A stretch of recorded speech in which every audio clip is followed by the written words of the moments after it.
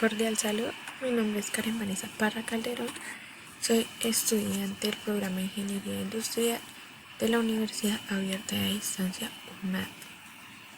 Presento mi cédula para corroborar mis datos. Bueno, a continuación les voy a explicar sobre las leyes básicas del circuito, donde vamos a explicar la ley de Ohm y la ley de Kirchhoff. Bueno, empezamos con la ley de Ohm, que nos dice que fue postulada en 1827 por el físico y matemático George Simon Ohm, donde nos postula que un voltio de presión para empujar un amperio de corriente a través de la resistencia es por donde fluye la corriente eléctrica. Ese fue su principal descubrimiento del físico matemático. Bueno, se puede comprender que la ley de Ohm establece valores como componentes del circuito, niveles de corriente, suministros de voltaje y caídas de tensión. La ley de Ohm determina la relación entre tensión, corriente y resistencia de un circuito. Entonces, cuando miramos que los voltios, que amperios, que los ohmios, entonces es la corriente se da en amperios, la tensión en voltios y la resistencia en ohmios. Entonces, la ley de Ohm nos establece que la tensión B es voltios, la tensión está dada en la variable V. Nos dice que es directamente proporcional a la corriente, que se identifica con la letra I mayúscula y que fluye a través del resistor, o sea que es directamente proporcional la corriente con la resistencia, donde la resistencia eléctrica la estamos dando en ohmios. La variable para poder hallarla es intensidad o corriente por la resistencia. Cuando nos piden hallar el voltaje, cuando nos piden hallar la intensidad de la corriente, son los voltios sobre la resistencia, y cuando nos piden hallar la resistencia son los voltios o la tensión sobre la intensidad de corriente. Bueno, aquí tenemos algunos ejemplos. Aquí miramos que entra una intensidad y entra corriente, y tenemos una resistencia y vuelve a salir la corriente. Bueno, ya dijimos las unidades en las que están expresadas cada una de estas variables, y continuamos con la ley de Kirchhoff. La ley de Kirchhoff nos plantea que fueron formuladas por Gustav Kirchhoff en 1845, en lo cual estas leyes son muy aplicadas en la ingeniería eléctrica para obtener valores de intensidad de corriente en ramas de circuitos. Bueno, en este caso las leyes son las leyes de los nodos o ley de mallas. Es un método utilizado para desarrollar ejercicios de circuitos cuando nos piden hallar alguna variable. Este método nos permite hallar esas incógnitas. Bueno, que tenemos algunos conceptos como los nodos, las mallas y la celda en un circuito eléctrico. Los nodos son los donde nos permiten un punto que concurren varias ramas de un circuito, más de 2 ramas. El sentido de las corrientes es arbitrario y debe asignarse previamente al planteo del problema. Ok, teniendo en cuenta esto, la rama nos dice que es el fragmento de circuito eléctrico comprendido entre los dos nodos consecutivos. Y la malla es el recorrido cerrado del circuito que resulta de recorrer el esquema eléctrico en el mismo sentido, regresando al punto de partida, pero sin pasar dos veces por la misma rama. Por último, la celda es aquella malla cuyo recorrido define una superficie que no contiene en su interior ninguna otra rama. Bueno, la ley de Kirchhoff, continuamos. Tenemos un circuito cerrado. Aquí podemos observar que es de una sola malla y la corriente o la intensidad de corriente fluye de esta manera como las manecillas del reloj. Entonces podemos observar un circuito cerrado por donde entra y por aquí mismo sale la corriente.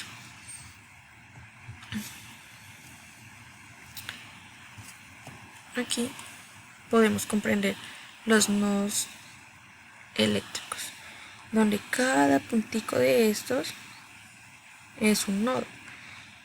Puede estar dado en diferentes formas.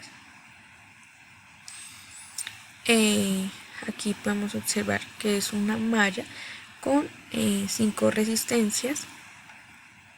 Tenemos resistencia 1, 2, 3 y 4 y fluye en sentido de las manecillas del reloj.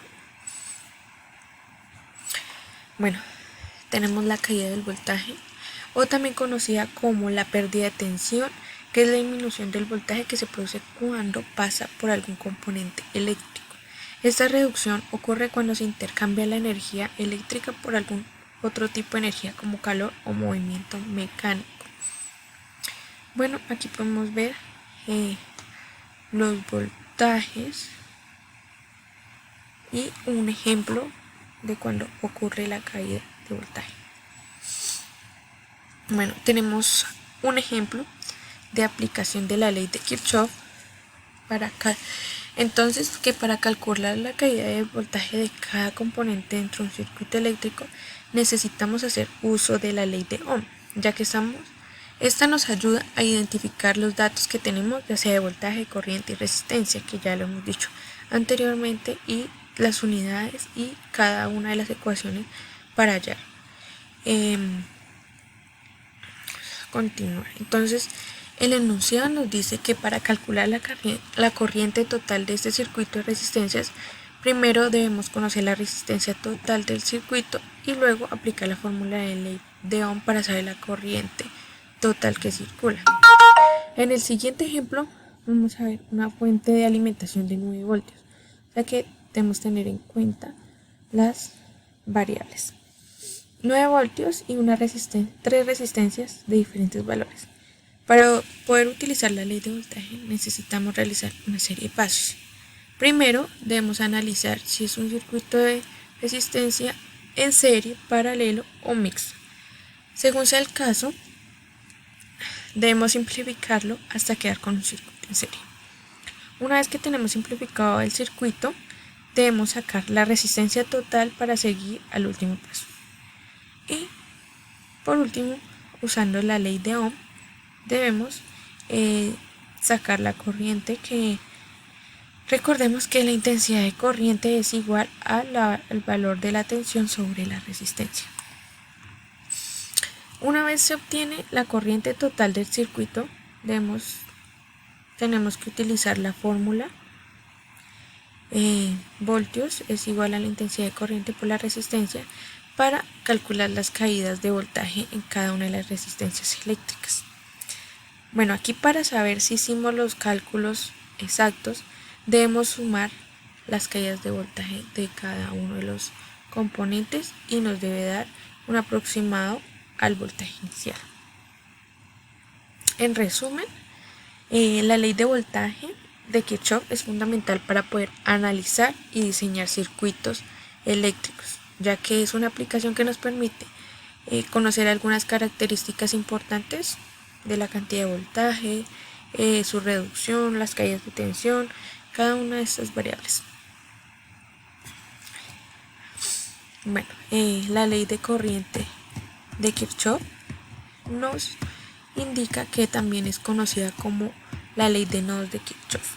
Establece que en cualquier nodo la suma algebraica de las corrientes eléctricas que entran es igual a las que salen. Es decir, que si aquí entra corriente, digamos, una intensidad de 5, esos 5 voltios deben salir. Cuando existen varias intensidades, pues la suma de todas ellas, digamos que tenemos una intensidad de 5, 4 y 3, entonces serían 11, entonces 11 voltios deberían salir. Bueno, ya explicamos qué es un nodo, que es la unión entre dos o más elementos dentro de un circuito eléctrico. La corriente eléctrica es un flujo de electrones que circula a través de los materiales conductores en un circuito cerrado. Es decir, que aquí la circulación se produce de negativo a positivo, o sea que contrarreloj. Bueno, tenemos un ejemplo de corriente eléctrica que es fundamental dentro de los circuitos eléctricos. Nos dice que cuando conocemos la corriente entrante en un nodo, tenemos los datos de cada salida, excepto una. Podemos aplicar el enunciado para saber rápidamente qué valor de corriente tiene salida faltante. Bueno, en este ejemplo podemos observar que tenemos dos nodos anidados. Cada uno está compuesto por una corriente de entrada y dos de salida. Así que los datos que tenemos de cada nodo es la corriente de entrada y solo uno de salida. Aplicando la ley podemos saber con facilidad cuál es el valor de nuestras incógnitas. Entonces nuestro valor de la intensidad de entrada es de 32.05 miliamperios y la salida es de 19,11 miliamperios.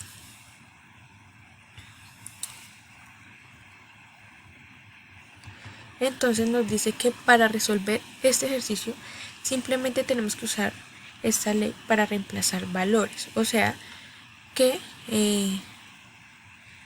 la intensidad de entrada, o sea la corriente de entrada es igual a la suma de todas las intensidades y simplemente reemplazamos valores y nos dará el resultado. Este resultado será dado en miliamperios. Bueno, la variación de la resistencia con la temperatura nos dice que la resistencia de cualquier material conductor aumenta su temperatura de forma proporcional cuando está expuesto. De forma muy experimental, se ha demostrado que cuando alguien desea calcular la resistencia R, que conocemos la unidad, de un conductor a cierta temperatura T, si se conoce el valor de la resistencia a una temperatura de 0 grados, se puede usar la siguiente fórmula.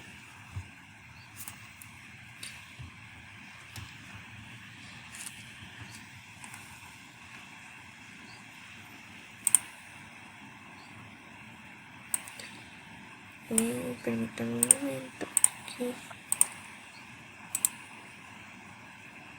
aquí se me...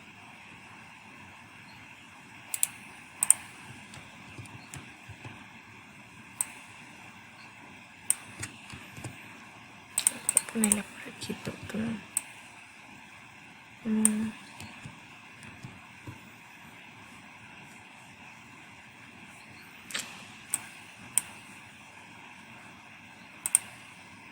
Bueno, perdón, aquí ya solucioné.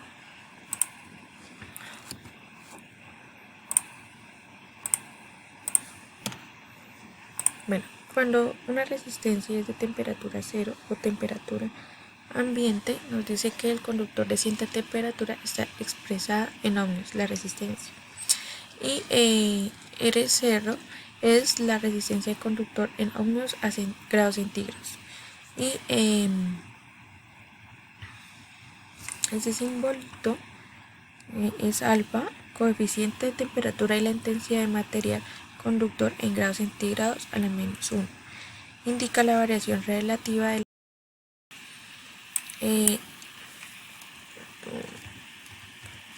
nos dice que en caso de que los metales alfa siempre será mayor a 0, pero su resistencia aumenta con la temperatura, o sea que es directamente proporcional, a diferencia de otras sustancias como el carbono, silicio y germanio.